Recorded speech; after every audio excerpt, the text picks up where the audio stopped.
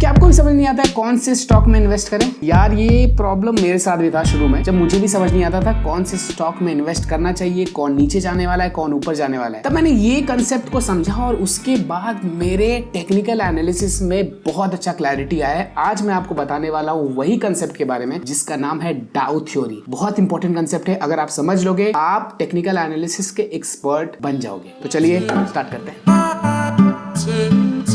Hey guys, welcome back to our channel। मेरा नाम है अंकित नारायण। आज मैं आपको बताने वाला हूँ डाउ थ्योरी के बारे में, जो कि एक टेक्निकल एनालिसिस का एक कंसेप्ट है, बहुत इंपॉर्टेंट कंसेप्ट है। अगर आप एक ट्रेडर हैं या एक इन्वेस्टर हैं और आप स्टॉक्स में पैसे डालना चाहते हैं तो इसको जाने बिना अगर आप डालते हैं तो आप पैसा डुबा दोगे, फॉर श्योर है। तो चलिए स्टार्ट करते हैं। इसके निटी-ग्रिटी में नहीं जाएंगे, जैसे कि कहां से आया, कौन लाया, कब लाया, ये सब का पचड़ा हमको नहीं पढ़ना है, क्योंकि हम लोग हैं टेक्निकल एनालिस्ट। हम लोगों को फर्क नहीं पड़ता कौन लाया, कैसे कंसेप्ट काम करता है, सब फर्क नहीं पड़ता। कैसे यूज करना है इसकी बात करेंगे हम लोग। लेकिन फिर भी एक स्टार्टर्स के लिए, एक इंट्रोडक्शन के लिए मैं बता दूं कि ये कंसेप्ट को लाया गया था चार्ल्स डाउ के द्वारा। चार्ल्स डाउ जो थे को फाउंडर थे डाउ जोन्स के, और इन्होंने ना एक कंसेप्ट दिया था। ये बहुत ब्यूटीफुल कंसेप्ट है जो साइकोलॉजी पे वर्क करता है। और मार्केट भी आपको मालूम होगा अगर आप कुछ समय से मार्केट में हैं तो, और अगर आप कुछ नहीं जानते हो तब भी आप ये बात समझ जाओ कि मार्केट जो है साइकोलॉजी पे वर्क करता है। और इन्होंने एक अच्छा स्टडी किया कि अगर साइकोलॉजी पे वर्क करता है तो इसका कोई ना कोई थ्योरी या कंसेप्ट जरूर होगा जिसको बेस करके ये पूरा मार्केट चलता है। और तब इन्होंने दिया डाउ थ्योरी। अब इन्होंने कुछ प्रिंसिपल्स दिए थे जो मैं डिस्कस करूंगा, लेकिन मैं एक एक प्रिंसिपल्स आपको तोड़ तोड़ के नहीं बताऊंगा जैसे इन्होंने बताया था, क्योंकि बहुत ही थ्योरेटिकल हो जाएगा और उसमें कुछ समझ नहीं आएगा। मैं आपको इसका क्रक्स बताऊंगा जिससे आपको आसानी हो समझने के लिए, और आप वो चीज ले पाओ और वो चीज अब्सॉर्ब कर पाओ जो कि जरूरी है, और बाकी सबको इग्नोर कर दो। तो देखो, इन्होंने 6 प्रिंसिपल्स दिए थे। मैं उन सारे प्रिंसिपल्स को ना तोड़ के बताऊंगा आपको जो आपके समझ में आए, और लास्ट में एक चार्ट में आपको दिखाऊंगा कहां कहां ये यूज हो रहा है। एक कंसेप्ट है एलियट वेव थ्योरी का, उसको भी ऐड किया है मैंने, क्योंकि वो भी कहीं ना कहीं कोइंसाइड करता है, कहीं ना कहीं मर्ज करता है,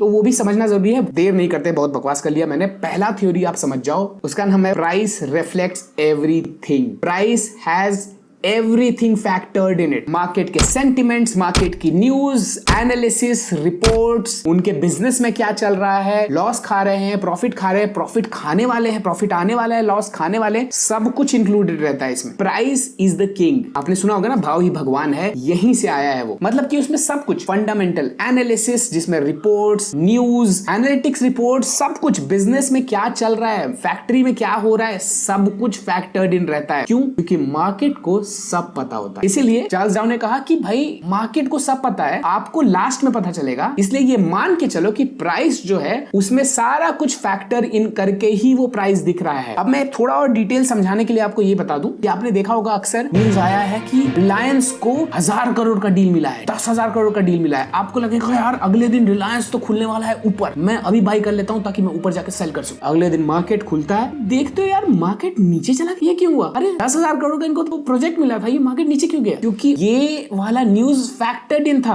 और आपको पता नहीं चला। आपको लगा यार कि न्यूज आया है, मैं भी जाऊंगा, भाई प्रॉफिट होने वाला, रिलायंस को भागना चाहिए प्राइस, लेकिन आप खरीद के बैठे थे, मार्केट नीचे खुला, क्योंकि प्राइस में सब कुछ फैक्टर इन हो चुका था ऑलरेडी। अब पूछो कि वो कैसे? वो ऐसे कि आपको न्यूज सबसे लास्ट में मिलता है। मतलब कि एक चीज याद रखना कि you are the last person to have the news. सोचो, आपको मालूम चल गया तो कितनों को मालूम चला होगा, राइट? ऐसे ही सबको मालूम चल चुका है, सबने बाई कर लिया है। आप जब आए बाई करने, सबने आपको सेल करके वो निकल गए।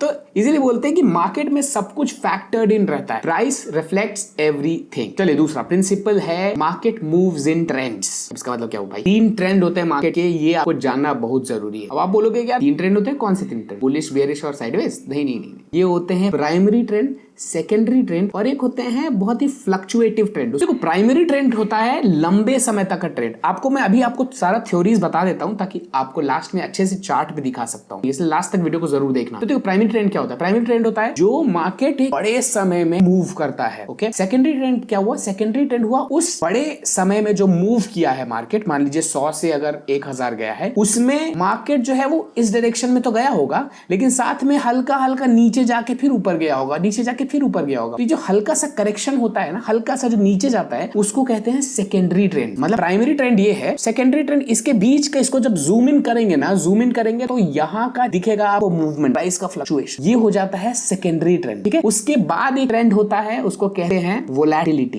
इसको ट्रेंड नहीं कहते, इसको वोलेटिलिटी कहते हैं। वोलेटिलिटी होता है ये मतलब प्राइस फ्लक्चुएशन होता है, डेली का फ्लक्चुएशन होता है, आज का कल का फ्लक्चुएशन, मतलब कि 100, 101, 101, 102, 102, 103, 103, 104 ऐसे करके फ्लक्चुएशन होता है। कहा जाता है कि ये जो फ्लक्चुएशंस है इसको ट्रेड कभी मत करो अगर बड़ा पैसा बनाना है। अगर आपको बड़ा पैसा बनाना है तो या तो प्राइमरी ट्रेंड को का पीछा करो या फिर सेकेंडरी ट्रेंड का पीछा करो, सेकेंडरी ट्रेड में एंटर करो, लेकिन कभी भी फ्लक्चुएशंस में एंटर मत करो। बहुत लोग करते हैं फ्लक्चुएशंस में ट्रेड, लेकिन बहुत अनप्रिडिक्टेबल होता है, काइंड ऑफ गैम्बलिंग होता है, ऐसा डाउ थ्योरी बोलता है, ऐसा डाउ बोलते हैं। ऐसा सिर्फ डाउ नहीं, मार्केट में आप जितने भी प्रोफेशनल ट्रेडर्स हैं ना, ऐसा वो बोलेंगे कि फ्लक्चुएशंस है ना उसको ट्रेड करना बंद करो, क्योंकि फ्लक्चुएशंस में आप ज्यादा पैसा नहीं कमा पाओगे। ऑलराइट, मैं आपको चार्ट में भी दिखाऊंगा। अभी आप सारे कंसेप्ट्स को जल्दी जल्दी समझ लो ताकि एक बार we will be done with the concepts. तो माय डियर फ्रेंड्स, तीसरा कंसेप्ट है no trend remains same forever. ये थोड़ा इलियट वेव से रिलेटेड है। इसको स्पेसिफिकली डाउ ने नहीं बताया था, लेकिन इसके अलावा एक कंसेप्ट बताया था जो इससे मैं अटैच करूंगा। इसमें होता है कि अगर मार्केट ऊपर जा रहा है ना, तो ये जान लो कि ये ट्रेंड हमेशा नहीं रहेगा, ये सेकेंडरी में बदल सकता है, सेकेंडरी जो है प्राइमरी में आ सकता है, प्राइमरी को अलाइन कर सकता है। जो मैंने फ्लक्चुएशंस का बताया था ना, वोलेटिलिटी जो है वो भी हमेशा ऐसे नहीं रहेगा, एक प्राइमरी ट्रेंड को जरूर पकड़ेगा या सेकेंडरी ट्रेंड को जरूर पकड़ेगा। तो कोई भी ट्रेंड हमेशा सेम नहीं रहता है। और इसको डेप्थ में अगर आपको मैं समझाऊं तो देखे होगे आप कि चार्ट जो है वो ऊपर जाता है, ऊपर जाता है, उसके बाद देखा होगा कि करेक्शन होकर नीचे आता है। अगर वो ऊपर गया है तो फॉर श्योर है कि वो नीचे जाएगा। कितना नीचे जाएगा ये this is a subjective thing, okay, वो डिपेंड करता है सारे चार्ट्स पे, सारे स्टॉक्स पे। लेकिन कोई भी ट्रेंड हमेशा परमानेंट नहीं रहेगा, हमेशा ऊपर नहीं जा सकता है, हमेशा नीचे नहीं जाएगा। ऊपर जा रहा है तो नीचे जरूर आएगा, साइडवेज है तो हमेशा साइडवेज नहीं रहेगा। अब जो चौथा फेज है ये बहुत इंपॉर्टेंट है, इसमें अक्सर हम गलती कर जाते हैं। ये मैं शुरू में बहुत गलती किया करता था। ये अगर आप समझ जाओगे ना तो आप कम से कम गलती करने से तो बचोगे हमेशा। ये है मार्केट फेजेस। मार्केट हमेशा फेजेस में काम करता है। जैसे कि मार्केट में कुछ बिकने, कोई शेयर्स बिकने आए, अब वो शेयर्स जो है ना कुछ दिन वो अक्यूमुलेशन फेज में रहेंगे। अक्यूमुलेशन फेज क्या होता है? अक्यूमुलेशन फेज वो होता है जब मार्केट में नए इन्वेस्टर्स, जो बड़े इन्वेस्टर्स होंगे ना, वो धीरे धीरे शेयर्स को अक्यूमुलेट करेंगे। वो अचानक से एक साथ बाय नहीं करते। ऐसा नहीं कि अचानक से आज गए आज सारा शेयर्स खरीद लेंगे, अरे सर ऊपर बढ़ा देंगे शेयर्स का दाम। तो इन्वेस्टर्स ना एक साथ, जैसे उनके पास अगर 1000 करोड़ है, वो अचानक से अगर शेयर्स, कोई एक शेयर को खरीदने के लिए चले गए तो भाई क्या होगा? डिमांड बढ़ जाएगा। डिमांड से क्या होगा? प्राइस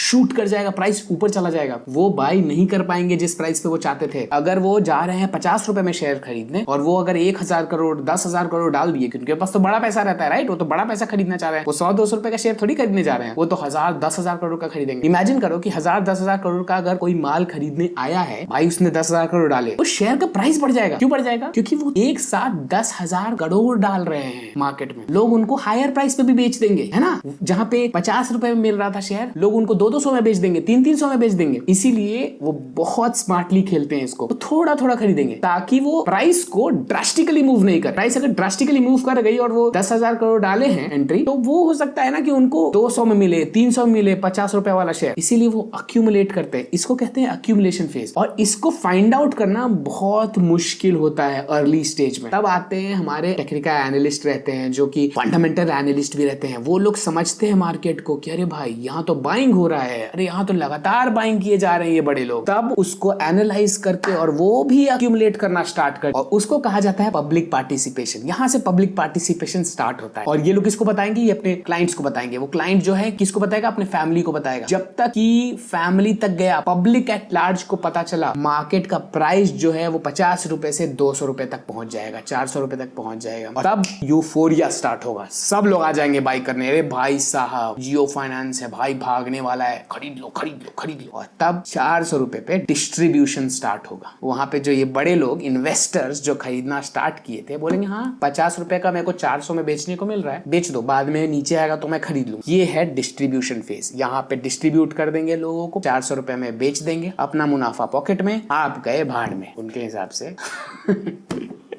तो ये फेज को समझना बहुत इंपॉर्टेंट है। मैं अभी आपको चार्ट में समझाऊंगा कि कहां पे ये दिखता है, कब दिखता है, और आप अर्ली कैसे डिटेक्ट कर सकते हैं इसको। जो प्रोफेशनल एनालिस्ट करते हैं ये चीज आप कैसे कर सकते हो, ये मैं आपको बताऊंगा इन सारे कंसेप्ट्स के बाद। वॉल्यूम का भी एक कंसेप्ट है, डाउ ने बताया है, जहां पे उन्होंने कहा कि वॉल्यूम बहुत इंपॉर्टेंट होता है। सिर्फ प्राइस का अपवर्ड मूवमेंट इंपॉर्टेंट नहीं होता है। ऐसा नहीं होता है कि प्राइस स्पीक्स फॉर इटसेल्फ, तो प्राइस ऊपर जा रहा है मतलब कि स्टॉक भी ऊपर जाने वाला है। सिर्फ ये नहीं चलता है। अगर आप उसमें वॉल्यूम नहीं देख रहे हो, मतलब कि यहाँ पे बाइंग अच्छे से नहीं हो रहा है, प्राइस का सिर्फ अचानक से जंप है और कुछ नहीं है। मतलब कि अक्यूमुलेशन जो फेज था ना, वहां पे भी अगर वॉल्यूम है तभी आप समझो कि ये मार्केट को ऊपर ले जाने वाला है, इसका प्राइस बढ़ने वाला है। ठीक है, इतना ही कंसेप्ट समझना है। याद रखो भाई, आपके पास सिर्फ और सिर्फ बहुत हो गया तो 1 लाख रुपए होंगे, 10 लाख रुपए होंगे, 1 करोड़ होंगे, बहुत हो गया 10 करोड़ होंगे मान लिया, लेकिन जिसके पास 1000 करोड़ है, 10,000 करोड़ है, वो प्राइस को ऐसे हिला सकता, और आप 1 लाख रुपए में कुछ नहीं कर सकते, उस मार्केट में बह जाओगे भाई। इसीलिए वॉल्यूम देखना बहुत इंपॉर्टेंट होता है। आप सोचोगे कि ठीक है मैं खरीद लूंगा तो वॉल्यूम बढ़ जाएगा, नहीं बढ़ेगा भाई कितना ही खरीद लोगे यार, 1 लाख रुपए में कितना शेयर आ जाएगा, नहीं आएगा। तो आप वॉल्यूम नहीं बनाते हो, मार्केट वॉल्यूम बनाता है, बड़े बड़े इन्वेस्टर्स वॉल्यूम बनाते हैं, क्योंकि वो वॉल्यूम में खरीदे हैं, उतना पैसा होता है उनके पास, या इन जनरल मार्केट के पास बहुत ज्यादा पैसा है, तो सब मिलके जब खरीदता है तो वॉल्यूम बढ़ता है। तो अगर वॉल्यूम नहीं है उसमें, उसको खरीदने की जरूरत नहीं है, ये बात याद रखो। तो नेक्स्ट कंसेप्ट है trends will persist until a clear reversal is seen. मतलब कि अगर ट्रेंड ऊपर की तरफ है, अप ट्रेंड है, अच्छा अप ट्रेंड है या डाउन ट्रेंड है, ये मैं अच्छे से एक वीडियो में आपको समझा दूंगा, लेकिन फॉर एग्जांपल आप समझ लो कि अगर कुछ कोई चीज अप ट्रेंड में है जिसका प्राइस बढ़ ही रहा है, वो जब तक ही क्लियर रिवर्सल नहीं देगा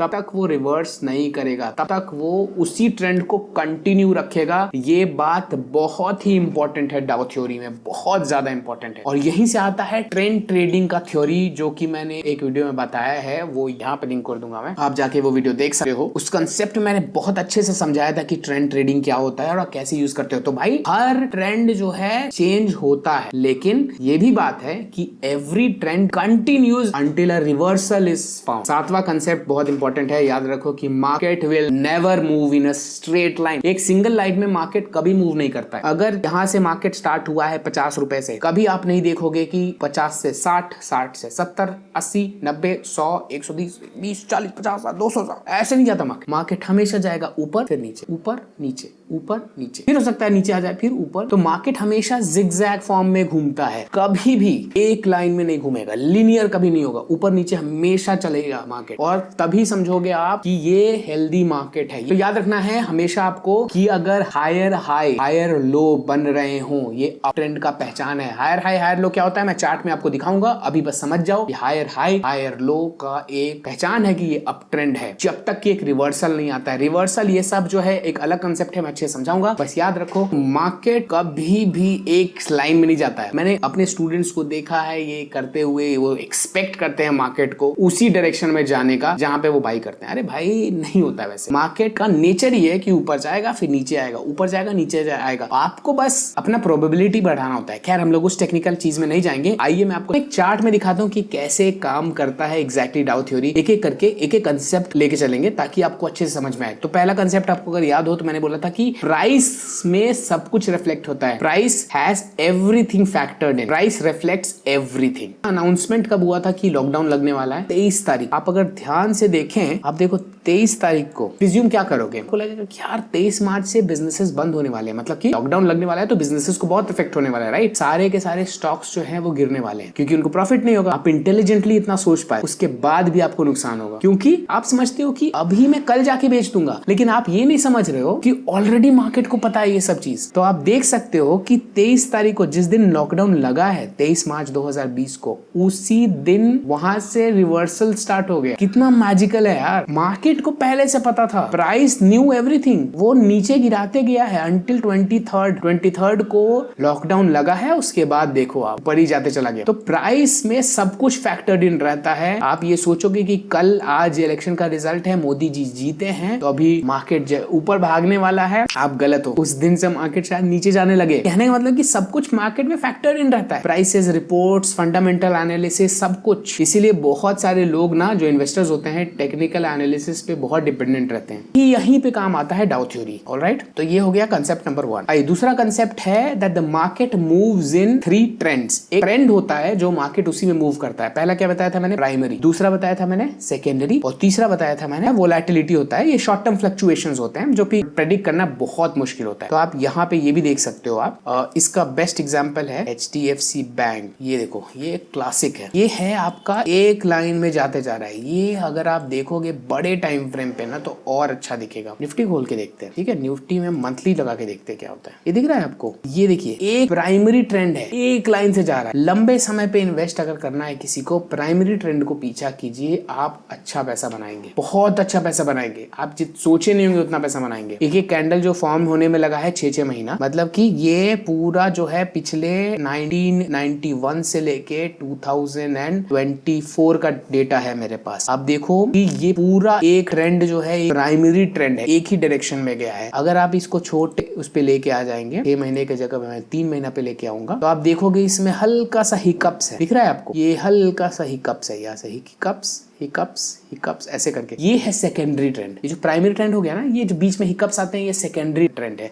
मतलब कि ये भी एक ट्रेंड है। कैसे? अभी मैंने आज जैसे आपको दिखाया, मैंने ये भी एक ट्रेंड था, जो कोविड में गिरा था ना, वो भी एक ट्रेंड था, उसको कहते हैं सेकेंडरी ट्रेंड। मतलब इस ट्रेंड में आपको बाय नहीं करना होता है, इस ट्रेंड में आपको सिर्फ और सिर्फ सेल करना होता है, करेक्शन करना होता है। ठीक है, अगर ऊपर जा रहा है, प्राइमरी ट्रेंड ऊपर की तरफ है, सेकेंडरी ट्रेंड उसका करेक्शन होगा। ठीक है, तो बेसिकली होता है क्या, शॉर्ट टर्म करेक्शन होता है। तो ये देखो प्राइमरी ट्रेंड ऊपर की तरफ था, यहाँ पे देखो शॉर्ट टर्म में ये कैसे आया, मैंने चार्ट को जूम किया तो आप देख सकते हो कि ये जो है ये एक और ट्रेंड है। अगर आप इसको फर्दर जूम करोगे ना, तो आपको दिखेगा कि यहाँ पे भी ऊपर नीचे करके एक पैटर्न दिखेगा आपको, ऐसे ऐसे ऊपर नीचे, ऐसे ऐसे ऐसे ऐसे ऐसे करके आपको दिखेगा। तो ये हो गया आपका प्राइमरी ट्रेंड और सेकेंडरी ट्रेंड। फिर आता है आपका फ्लक्चुएशन, वोलेटिलिटी प्रेडिक्ट करना सही तरीके से बहुत मुश्किल है, इसीलिए फ्लक्चुएशन से दूर रहना चाहिए, क्योंकि फ्लक्चुएशंस को ट्रेड करना काफी मुश्किल होता है, जो साइडवेज ट्रेंड जिसको कहते हैं। आप ये वाला देखो, आप समझो एक बार, प्राइमरी ट्रेंड को मैंने जब जूम किया, थोड़ा सा जूम किया, तो आपको सेकेंडरी ट्रेंड दिखा, सेकेंडरी ट्रेंड को भी जूम करा, या प्राइमरी ट्रेंड का एक पॉइंट को मैंने जूम करा है, तो ऐसे ऐसे फ्लक्चुएशंस आएंगे, ऐसे करके बनेगा, वही दिख रहा है यहाँ पे, देख रहा है। अगर मैं फर्दर जाऊंगा ना इसके अंदर, तो इसमें और भी फ्लक्चुएशन दिखेंगे। इसके अंदर जाएंगे ना, तो इसमें भी एक प्राइमरी ट्रेंड और सेकेंडरी ट्रेंड दिखेगा। बहुत ही अच्छा कंसेप्ट है। मैंने जब इसको अच्छे से सीखा था ना, तो मेरा मतलब काइंड ऑफ माइंड ब्लो हो गया था, भाई साहब इतना डिटेल होता है, इतना चीज आपको समझना पड़ता है उसमें, और तब आप अच्छे से प्रेडिक्ट कर पाते हो कि मार्केट किस डायरेक्शन में जाने वाला है। तीसरा चीज मैंने बताया था कि नो ट्रेंड रिमेन्स फॉरएवर। इसका मतलब ये है कि कभी भी एक ट्रेंड फॉलो नहीं करेगा। ऐसा नहीं है कि ये साइडवेज है तो हमेशा साइडवेज रहेगा, नहीं, चेंज होगा। ये देखिए यहाँ पे चेंज हो गया, ये साइडवेज साइडवेज साइडवेज जा रहा था, राइट, ये दिख रहा है आपको, ये गया ऐसे नीचे ऊपर साइडवेज है, राइट। लेकिन ये इसने हाई ब्रेक किया, और यहाँ से फिर ये इसको ब्रेक किया इसने, और फिर यहाँ से ट्रेंड चेंज हो गया। देख रहे हैं आप, खटाक खटाक खटाक चेंज हो गया ट्रेंड। तो no trend will remain same forever.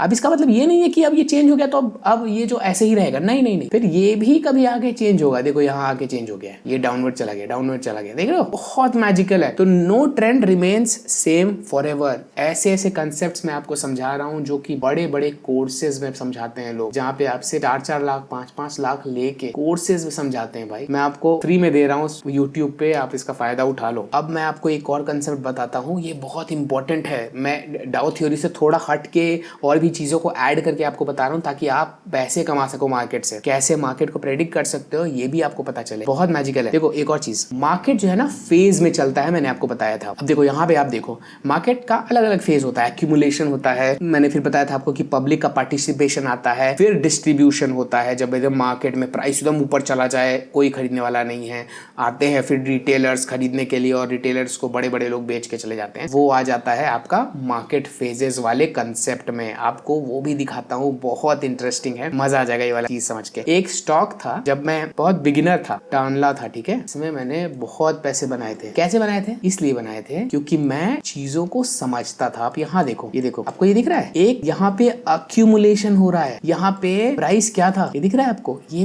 Price में अक्यूमुलेशन हो रहा था। ये देखो यहाँ पे प्राइस जो है एकदम यहीं पे खड़ा है और अक्यूमुलेट हो रहा है, यहाँ पे लोग खरीद रहे हैं। और आपको पता कब चलता है खरीद रहे हैं? जब यहाँ देखोगे ये सारे इन्वेस्टर्स का खरीदा हुआ है, लेकिन इसको कौन डिटरमाइन किया, कौन फाइंड आउट किया? बड़े बड़े एनालिसिस करने वाले लोग, मेरे जैसे लोग नहीं, थोड़ा मेरे से बड़े, मतलब थोड़ा क्या, बहुत बड़े, जिनके पास बहुत ज्यादा पैसा है, वो लोग एनालिसिस करके, जो बड़े बड़े फंड हाउसेज हैं, वो लोग एनालिसिस करके ये लोग आए, और यहाँ पे देखिए, यहाँ पे इन लोग बाइंग स्टार्ट कर दिए। आप देखोगे यहाँ पे बाइंग स्टार्ट हो गया है उन लोगों का, लेकिन तब भी आप देखोगे कि एक अक्यूमुलेशन फेज ही है। देख रहे हो, यहाँ पे सिर्फ अक्यूमुलेट हुआ है, और उसके बाद इसको कप एंड हैंडल पैटर्न कहते हैं। अब यहाँ पे जब अक्यूमुलेशन आ गया है, उसके बाद जब बाई करना स्टार्ट किया है, फंडामेंटल एनालिसिस करते हैं, जो टेक्निकल एनालिसिस करते हैं, जो बेसिकली फंड मैनेजर्स होते हैं, वो सब यहाँ पे बाई करके बैठ चुके हैं। और यहाँ से फिर लोगों को, रिटेलर्स को मालूम चलने लग गया। कब मालूम चलने लग गया? जब प्राइस भागना स्टार्ट हुआ। मैंने यहाँ खरीदा था, इस ब्रेकआउट में, ये कैंडल में खरीदा था मैंने, लगभग यहाँ पर इस हाई पे खरीदा था मैंने, 115 पे खरीदा था मैंने। और भाई हर दिन मैं उठता था, हर दिन 5% 10% ऊपर रहता था। भाई मैंने इसको खरीदा था लगभग इस रेंज तक, 318 तक। मुझे नहीं मालूम था उस समय कि और ऊपर जाने वाला है ऑब्वियसली, ठीक है। तो मैंने अपना सारा माल यहाँ पे छोड़ दिया था और ऊपर गया था उसके बाद भी, ठीक है। तो वही मैं अभी समझाना चाह रहा था आपको कि ये होता है अक्यूमुलेशन फेज। ये अक्यूमुलेशन फेज है लोगों का। बड़े बड़े लोग ना अक्यूमुलेट कर रहे हैं। कौन? इन्वेस्टर्स, ठीक है। और उसको लेके कौन ऊपर जा रहा है? उसको जो बड़े बड़े फंड मैनेजर्स हैं ना, फंड हाउसेस हैं, वो खरीद रहे हैं, एनालिसिस करके, फंडामेंटल टेक्निकल एनालिसिस करके खरीद रहे हैं। फिर मैं यहाँ पे खरीदा था लगभग, मैं 300 350 जब आया था ना प्राइस, तो मैं निकल गया था। उसके बाद मुझे भी मालूम नहीं था कितना ऊपर जाने वाला है यार, नहीं तो मैं रुकता, ठीक है ऑब्वियसली, राइट। तो भाई 2000 तक गया था। इमेजिन करो, जब तक पूरे मार्केट को पता चला तब तक ये प्राइस जो 2000 में चला गया था भाई, लोगों को लग रहा था अभी ये 10,000 तक जाएगा। अब यहाँ पे कौन खरीदेगा? बेवकूफ बनना थोड़ी है यार। तो यही मैं आपको कंसेप्ट समझाया था कि होता है अक्यूमुलेशन फेज, फिर होता है पब्लिक पार्टिसिपेशन। ये है एक्यूमुलेशन फेज, फिर आती है पब्लिक पार्टिसिपेशन होती है। एक्यूमुलेशन फेज में जितने जो इन्वेस्टर्स होते हैं वो होते हैं, फिर आता है आपका इन्वेस्टर्स, ट्रेडर्स होते हैं, और जो बड़े बड़े लोग हेज फंड्स होते हैं वो खरीदते हैं, वो मार्केट को ऊपर लेके जाते हैं। उसके बाद जब मार्केट एकदम ऊपर चला जाता है यहाँ पे लगभग, वहाँ पे आ जाते हैं अपने रिटेलर्स। कौन आते हैं? रिटेलर्स, ठीक है। रिटेलर्स को सारा माल यहाँ पे बेच दिया जाता है। उसके बाद आप लोग देखते हैं, लोग चिल्लाते हैं कि अरे इतने में खरीद लिए, इतने में खरीद लिए, मार्केट नीचे गिर गया। वहां डिस्ट्रीब्यूशन स्टार्ट हो जाता है। पहले कौन आया? एक्यूमुलेटर्स आ गए एक्यूमुलेशन करने, फिर आ गए आपके पब्लिक पार्टिसिपेंट्स में सब हैं, ठीक है, रिटेलर्स भी हैं, सब हैं। लेकिन रिटेलर्स पहले नहीं आते ना, पहले तो एनालिसिस करने वाले लोग आते हैं। वहां पे हेज फंड्स आ जाते हैं, हेज फंड्स की फैमिली वाले को बोलते हैं, वो फैमिली वाले उनको बोलते हैं, फिर टिप्स शुरू हो जाता है। फिर आ जाते हैं कौन? रिटेलर्स, जो एक्चुअल रिटेलर्स, एक्चुअल जनता है जिसको कुछ नहीं आता, उनको दे दिया जाता है सारा माल, जिसको कहते हैं डिस्ट्रीब्यूशन। यहाँ पे स्टार्ट हो गया आपका डिस्ट्रीब्यूशन। ये देखिए, ये रहा डिस्ट्रीब्यूशन एरिया, यहाँ पे मार्केट डिस्ट्रीब्यूट कर दिया गया। सो जो भी प्रोडक्ट्स है ले लो, कितने में लोगे? 2000 में ले लो।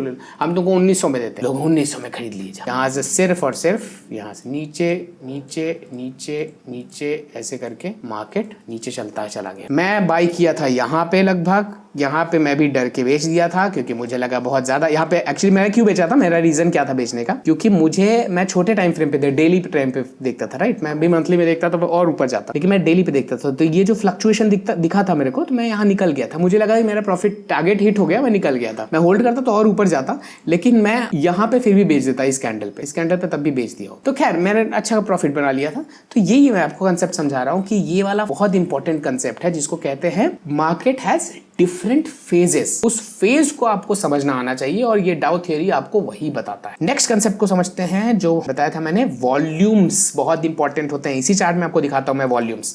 आप अगर देखोगे ध्यान से, जहां जहां वॉल्यूम्स है, मार्केट ऊपर नहीं गया है। देखो यहाँ वॉल्यूम ड्राई अप हो गया, देखो मार्केट साइडवेज ही रह गया है। वॉल्यूम देखो, नीचे वॉल्यूम दिखेगा आपको, यहाँ पे दिख रहा है आपको, ये वाला वॉल्यूम है, ये देखो। इसको ऑफ करेंगे, ऑन करेंगे तो यहाँ वॉल्यूम आ जाएगा, ठीक। ये वॉल्यूम देखो क्या है, ड्राइड अप है, कुछ नहीं है, एवरेज है। ये एवरेज है, ये जो आपको नीला जैसा दिख रहा है ना, ये एवरेज है, एवरेज से भी लो है। और जब ब्रेकआउट होता है तो देखो वॉल्यूम आता है, देखो एवरेज वॉल्यूम से ज्यादा है। आपको वॉल्यूम का ध्यान रखो, देखो यहाँ पे भी वॉल्यूम ज्यादा है। क्यों ज्यादा है? क्योंकि यहाँ पे बाइंग हो रही है।